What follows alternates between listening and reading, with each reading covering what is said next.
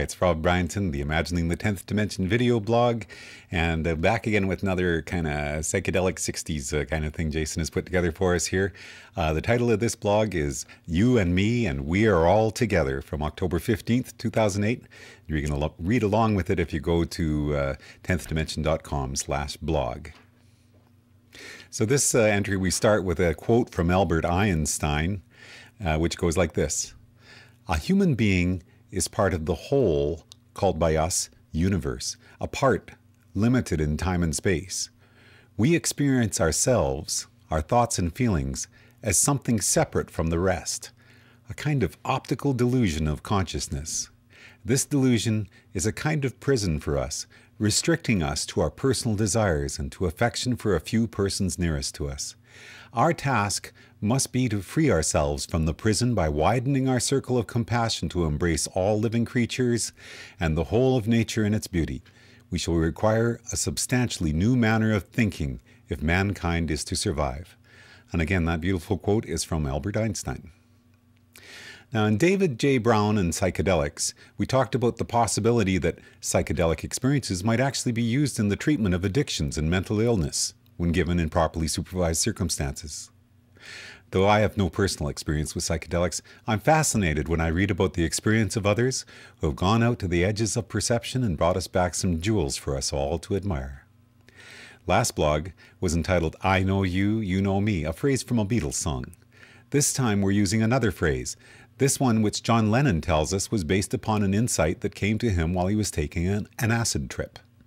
This is taken from I Am the Walrus, is also quite famously known as a song John Lennon concocted after learning that school teachers were incorporating Beatles music into their lectures, and Lennon took great delight in creating a song which would be so deliberately obscure no one would be able to interpret it. Nonetheless, the opening phrase of the song is reported to be a serious effort by Lennon to explain an insight he perceived while under the influence of LSD. And the lyric is, I am he, as you are me, and we are all together. Last blog, in the blog entitled I Know You, You Know Me, we talked about the feeling of connectedness that a growing number of people are sharing right now around the world. It's so easy to be cynical about ideas like this. And yet books by serious scientists like Dr. Jill Bolte Taylor, whose My Stroke of Insight I've talked about a number of times before, are showing us that there is more than just naive wishful thinking to such an idea. It appears that it is part of our basic human awareness, the underlying seeds of consciousness that make us who we are, that is naturally driven to find the connections of the one to the many. I don't usually talk about my dreams in this blog, but I had a doozy a few weeks ago, which, if you will indulge me, I'd like to share. Have you ever had a dream that seemed to cover an impossibly long span of time? In this dream, I started from my current life, interacted with people in ways that were sometimes wonderful, sometimes frustrating or infuriating, and eventually I died. After a brief break, I started another life, this time still laden with the memories of what had ticked me off and what I had enjoyed in my previous life, and this definitely had an influence on my new life and the decisions I made.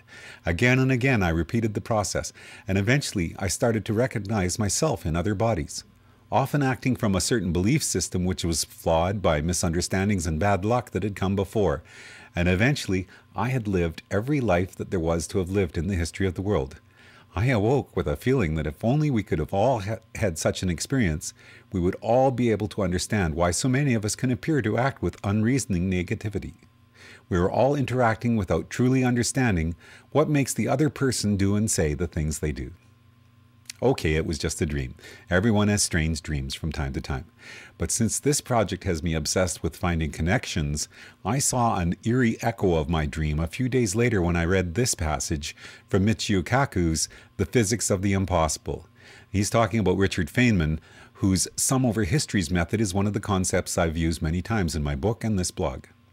And Michio Kaku writes, Feynman revealed the true secret of antimatter. It's just ordinary matter going backward in time. This simple observation immediately explained the puzzle that all particles have antiparticle partners. It's because all particles can travel backward in time, and hence masquerade as antimatter. And this interpretation, by the way, is still the explanation currently accepted today. Michio Kaku continues, with his thesis advisor, John Wheeler, Feynman then speculated that perhaps the entire universe consisted of just one electron, zigzagging back and forth in time. Imagine that out of the chaos of the original Big Bang, only a single electron was created. Trillions of years later, this single electron would eventually encounter the cataclysm of doomsday, where it would make a U-turn and go backward in time, releasing a gamma ray in the process. Then it would go back to the original Big Bang and then perform another U-turn. The electron would then make repeated zigzag journeys back and forth from the Big Bang to doomsday. Our universe in the 21st century is just a time slice of this electron's journey, in which we see trillions of electrons and anti-electrons. That is the visible universe. And as strange as this theory may appear, it explains a curious fact from the quantum theory, why all electrons are the same. Maybe the reason is that the entire universe consists of the same electron, just bouncing back and forth in time. Once again, that was Michio Kaku writing in The Physics of the Impossible. Now, Feynman's crazy notion about one single electron and antimatter particles traveling backwards in time grew into his theory of quantum electrodynamics, which has been experimentally verified to 1 part in 10 billion, making it one of the most accurate theories of all time.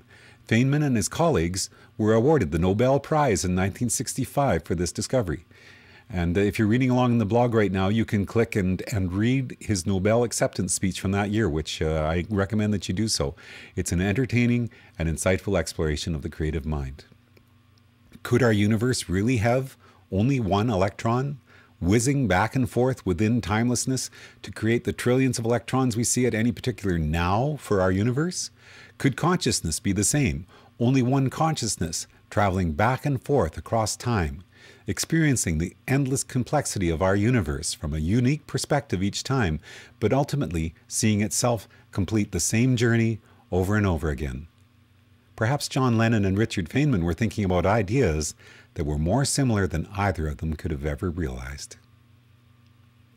Now, to close here, since we're talking about Beatles music, let's finish this entry with what I would consider to be the most Beatles-esque of the 26 songs I've written for this project, and it even begins with a mention of Paul McCartney, who reports that the first time he smoked marijuana, he had the insight that there are 7 levels to our reality, and this song is called 7 Levels. My name is Rob Bryanton from the Imagining the 10th Dimension video blog.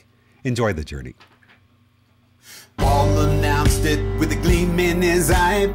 Timothy found it written on high. Sanskrit mystics, chakras too. Everybody says it's all, it must be true. There are 7 levels, levels to the universe. 7 levels, from 7 down to the first.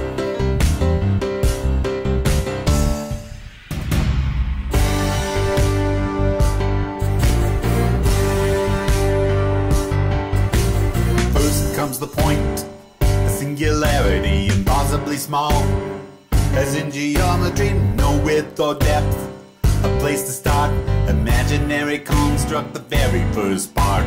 Then comes a line, the first dimensionality, the simple way, from point A to B. The second is a branch, from one line to another, a splitting apart. It's easy to discover there are 7 levels, levels to the universe. 7 levels, 7 down to the first. 3 to jump to another 2.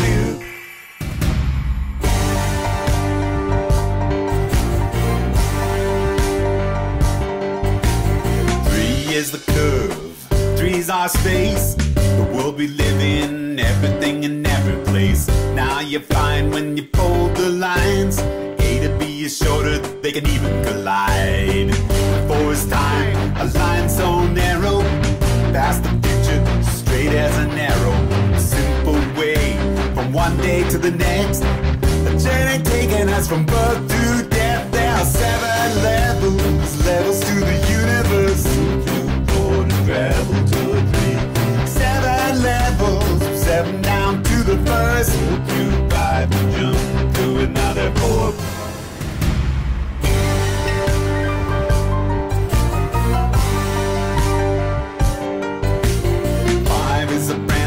split in the line.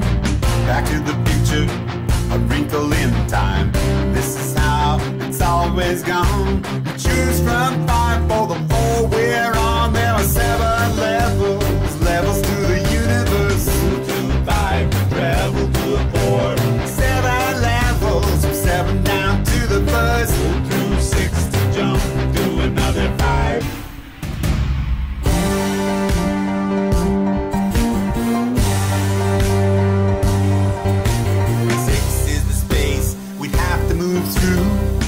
Change reality if we wanted to live in the world where JFK was never murdered 6 a bit away, and 7's all a singularity.